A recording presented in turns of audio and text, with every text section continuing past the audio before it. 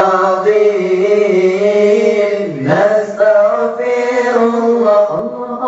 نستغفر الله العظيم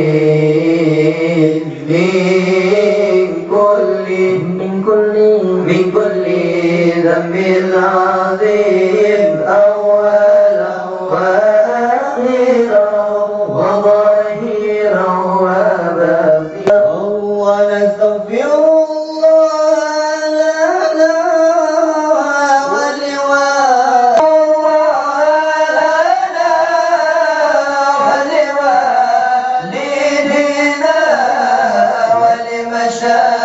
مشايخنا ولجميع المسلمين ولجميع الأولياء والشهداء والصالحين الله نستغفر